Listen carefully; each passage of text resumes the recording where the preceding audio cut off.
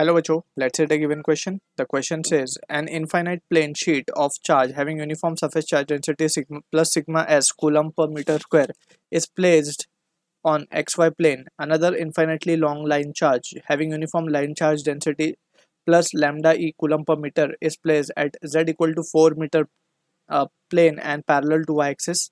If the magnitude of value sigma is equal to 2 lambda e, then at point 0 comma 0 comma 2 the ratio of magnitude of the electric field produced due to sheet charge to that of line charge is pi root n is to 1. The value of n is dash. So इस question के लिए जो की concept यहाँ पे we will be using is a concept of electric field due to line charge and infinite sheet. Basically ये Gauss law का application we have already derived the result for this cases infinite sheet. ठीक है, तो अगर हम infinite sheet के लिए बात करें so electric field it is given by sigma by 2 epsilon naught. ठीक है ना, and precisely it is surface charge density, right? And for line charge हमने define किया था electric field को it is 2k lambda by r. ठीक है ना, इस तरीके से we have the result with us. Now we can solve the question given. तो सबसे पहले हम एक्सिस को डिफाइन कर लेते हैं. लेट्स सपोज ये हमारा एक्स एक्सिस मान लेते हैं, इसको जेड बोल देते हैं, इसको वाई मान लेते हैं. ठीक है, इस प्लेन में हमारी वो इनफाइनाइट शीट रखी हुई है इस तरीके से. ठीक है, ये शीट है और इस शीट और हमें गिवन है एक्स वाई प्लेन में जो शीट होगी another infinitely long line charge having z equal to 4, यानी कि मान लेते हैं ये है पॉइंट हमारा z इक्वल टू 4 पे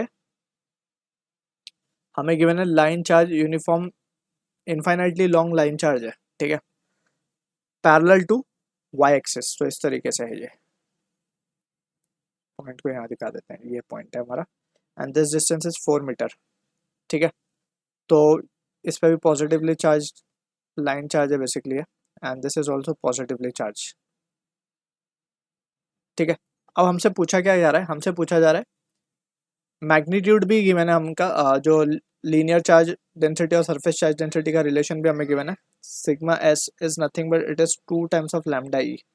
ठीक है, तो इसका लैम्डा ई है एंड इसका है हमारा सिग्मा एस. ठीक है, तो ये रिलेशन हमें गिवन है. Further more than at point 0,0,2 यानी कि यहाँ पे इस पॉइंट पे 2 मीटर होगा ये पॉइंट को P बोल देते हैं. इस पॉइंट पे हमें क्या फाइंड करना है, इलेक्ट्रिक फील्ड. तो सबसे पहले हमें पता है जैसे हमने electric field due to this infinitely sheet देख लिया, it is independent of distance, right? So due to sheet it can be written as sigma upon 2 epsilon naught simply.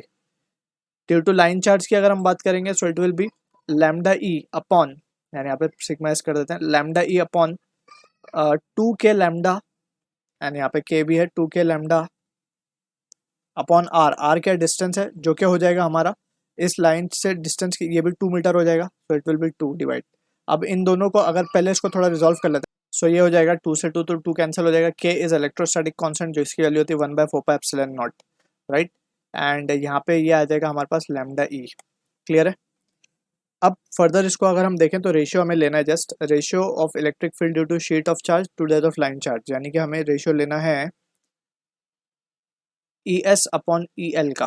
तो ई एस हमारे पास है sigma S upon 2 epsilon naught into E L हमारे को मिल चुका है, it will be 4 pi epsilon naught by lambda E. Clear है? फर्दर अगर इसको हम एनालाइज करें तो we can see epsilon not यहाँ से सिग्मा एस की जगह we can substitute 2 lambda e.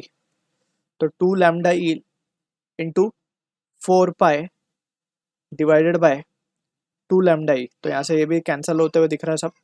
तो रेशियो क्या आ रहा है हमारे पास 4 पाई इज टू 1. अब हमें उसके अकॉर्डिंगली करना है जो कि क्वेश्चन में गिवन है. तो इसको हम लिख सकते हैं √16 पाई बाय n. इस तरीके से इसको लिखा जा सकता है, सॉरी NE1. तो on comparing we can say n की वैल्यू कितनी आ रही है, 16 आ रही है. So this is the answer for the question. I hope you understood the solution. All the best.